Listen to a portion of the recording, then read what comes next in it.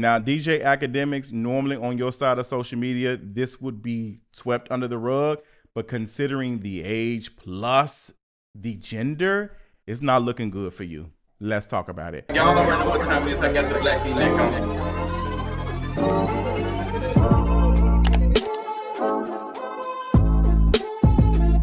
What is going on, you all? We got to talk about this recent drama with DJ Akademiks.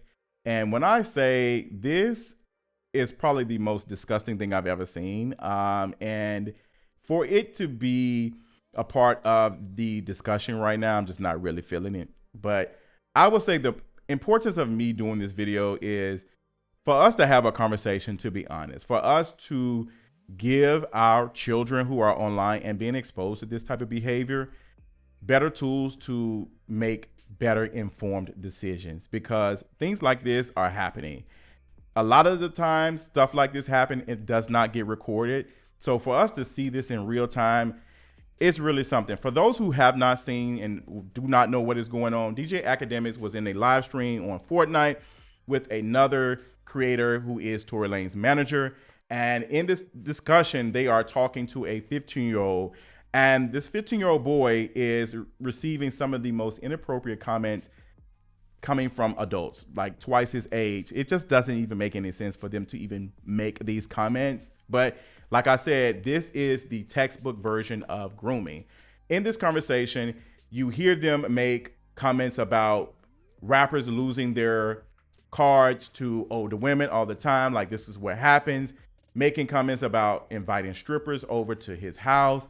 And the boy being very aware for a 15-year-old, saying, hey, like, this is like, what y'all doing, bro? Y'all doing a lot, while still being online. And the reasons why this kind of like jumps out to me is because this is a version of the Candy situation. For me, listening to this and watching this and how they made these comments and also reminded him that he needs to do these things to stay cool with them. These are two men who are way older than him and are known online. They're very known online and they have a platform. And it reminds me of what we have been taught about the candy offered to a child to get them in the van and all of that. But we need to pay attention to the power and the candy. The candy is just not the candy. The candy represents something else, something that a child wants, something that any of us will want at any given time. And we may consider given the situation. And they use that to bait him. They use their platform and their audience and their fame to persuade him. The platform and the fame is the candy. Him also being cool with him and them being men that he looks up to, that is the candy. That is the thing that is being offered to him. And although he is 15 and is able to recognize that this is not cool, there are a lot of children who won't. It's a lot of young folks who won't and will unfortunately be taken advantage of. And you have DJ Akademiks trying to respond to this and say that y'all got me, y'all trying to counsel me. I've learned from this situation and, you know, y'all just trying to get me out of here. But DJ Akademiks, you've been called out several times. That's why I said this type of behavior is normally swept under the rug, because DJ Akademiks has his own case right now. Like, he's being sued, like not a case, but he's being sued and accused of rape. He's also been on camera saying things like this before. And to keep it real, if you think about it in the bigger scheme of things, there's not much difference between a 20 or a 17 or a 21 and a 17. Just kind of mean one's a minor and one's not a minor. But I will say, listen, I adopted this rule, which I think it was fine. I said, listen, man, as long as the chick got a college ID, she's getting f***ed. I don't care if she's 17. I don't care if she's 17 and a half. I don't care if she just turned 17. I feel like there's one thing that is happening, and the reactions are very telling. Like, you have a lot of big name men come out and say that they're not fucking with DJ Akademiks, they ain't cool with him, or like this type of behavior is a chop. And what's funny about men jumping on this and like tapping DJ Akademiks on his hand for the inappropriate conversations is that men don't usually do this that much. I remember last week, it was just last week, that this man came out and said that somebody who he knows, who the city knows, has been picking up teenagers from the school, but not one time did he name the person or anything. Like, folks had to do research and find out who it was. Men will not speak up on situations like that. They just won't. They will be cool with their homeboys and allow them to do stuff like that and not challenge them or even name them. Like, this person wasn't even cool with him, but he knew who he was, but he didn't want to name him. Like, they didn't want to snitch. But what did Monique say? If you don't want to name their names, then leave it on the playground. It's just a reminder to me that men do not take situations like this very serious unless it's something like that. Granted, what he did was completely disgusting. Him and Tory Lane's manager, what they did was disgusting. And the grooming of it all, talking to this boy in this type of way, is something that a lot of men, boys have experienced throughout their lives. There's a lot of information about this online. And shout out to FD Signifier, who did a video about this earlier.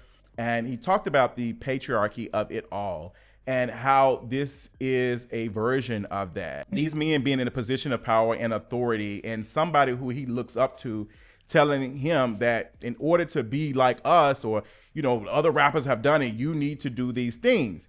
And rappers and men have came and said that a lot of them have experienced, you know, this before, and they get praised for it. They get praised for it. Chris Brown has talked about his first experience was with a grown woman. Little Boosie has talked about his experience being with a grown woman. Interesting enough, even Little Boosie has talked about doing this with his children. He has done this with his teenage boys, introducing them to strippers who are way older than them and offering said folks to perform acts and stuff to bring them into manhood. Like I said, like, it's a never ending thing of this abuse, and men don't necessarily see it because they see it as okay. Like, this is a part of growing up, and this is patriarchy. This is a version of that. The men are being harmed, but yet they do not see it because it is a quote unquote symbol of power. And seeing stuff like this in this conversation with DJ Akademiks and this 15-year-old, it just reminds me of how prevalent grape culture is online and how we are just okay with it.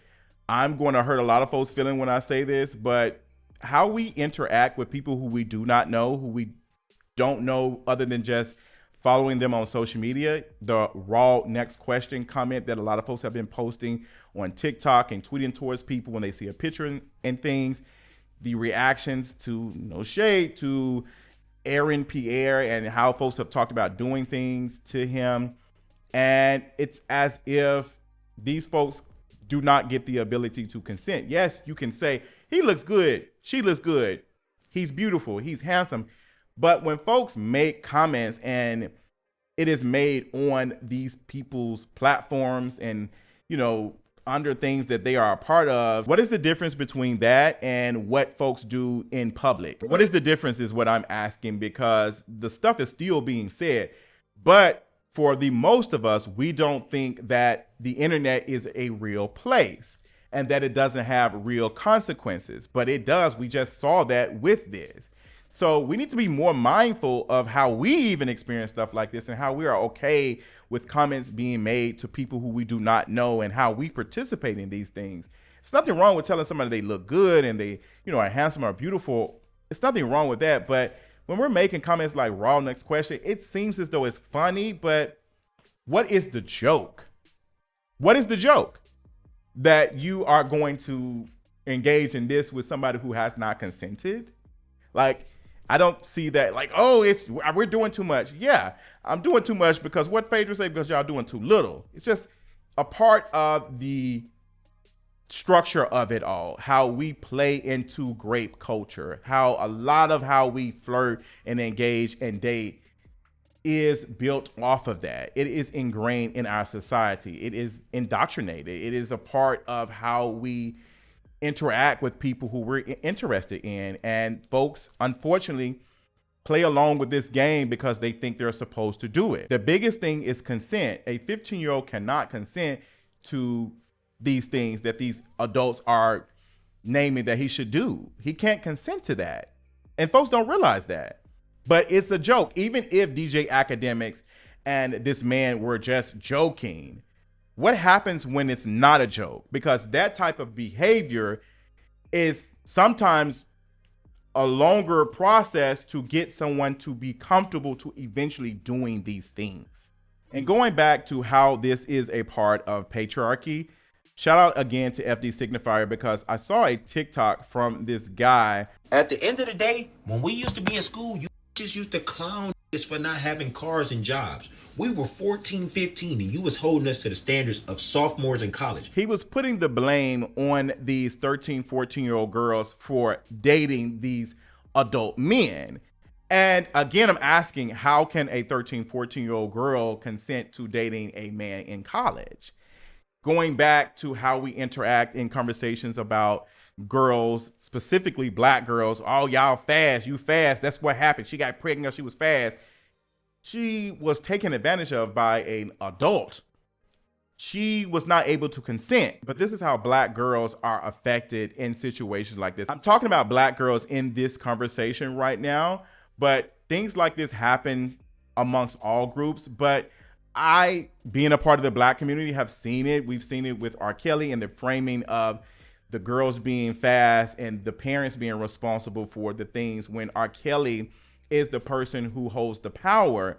And as long as a R. Kelly exists, these things will happen. These parents who have been accused of selling their daughters are no different than the other parents of these white teenagers, NSYNC, the Backstreet Boys, who were taken advantage of in different type of ways, who were thinking that this man who was going to produce them and make them very popular was going to make them rich. So with that being said, people like R. Kelly and Lou Pearlman, who produced the Backstreet Boys and NSYNC, even though Lou Pearlman wasn't accused of taking advantage of them in that type of way, we have to understand that these folks were in positions of power and were able to sell things to these folks, like selling fame to them. And in them selling them that, they were able to get something from them, and the parents fell for it. So it's not going to ever be a perfect victim ever. We have to understand that people like R. Kelly and Lou Pearlman exist, so victims will always be harmed in the process. So what can we do to protect kids from being exposed to things like this? And I'm not advocating for the over control, heavy policing of it all. I think creating safe spaces and allowing kids to express things that they are experiencing and not being afraid to talk about this very subject, because I shared that video that FD Signifier did on this to my cousin. And I feel like a lot of us need to feel more comfortable talking about these things. We cannot allow these things to be taught by somebody else who will use that in another way to benefit them. Keeping conversations like this away from your child to quote unquote protect them will end up having somebody else have that conversation with them. And with them not being given the right tools and the information, they can't make the best informed decision. Now, we can't completely protect kids from stuff like this, but again, giving them the ability to express the things that they have experienced and having conversations like this where it's not a uncomfortable one than it already is. Because at the end of the day, there are going to be a lot of teenagers and young adults who are going to experience this before they even go to college. Now, going back to DJ Academics, I want to be honest and say that I believe this conversation is only happening because of the gender of it all. I think that is the biggest thing that got folks' attention,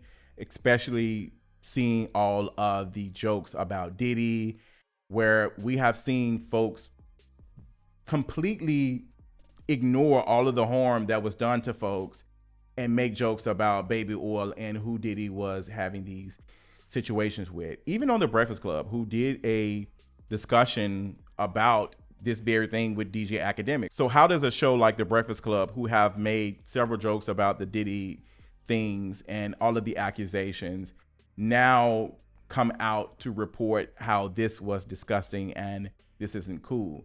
What is it? What is the reason for y'all taking it serious now? Because it should have been serious when it was girls and women involved as well, but y'all discard them. So it's never really about the victim. It's really about upholding the system. So in the middle of me editing this video, the news just came out that Twitch has made a decision to ban him from the platform, and that is ending his pockets, because that is one of the platforms that he was doing these live streams and was making money from it. And I don't blame him. I'm actually glad to see that these companies are seeing these things and the conversation, and they are deciding to end any type of association with him. Like, they are not interested in working with him anymore. He has had a history of being very vile and disgusting for years. And it's sad that it took this to deplatform him. The question that I'm asking is, considering the uptick of red pill content, we've seen what happened not too long ago with the boy in Tennessee and what happened with that, what is going to be done to keep content like this off of platforms? Because we cannot wait till it gets to this and try to ban folks. If we're seeing a consistent pattern of them doing content like he has been doing, it could have been cut off from the beginning. And I'm just not understanding why I do understand, because money is involved. But I feel as though these companies are only doing this so their brands are protected, and they're not really focusing on protecting these kids as long as their pockets are being filled. That's my thoughts. Let me know what you think in the comments, and I'll talk to y'all soon. Bye.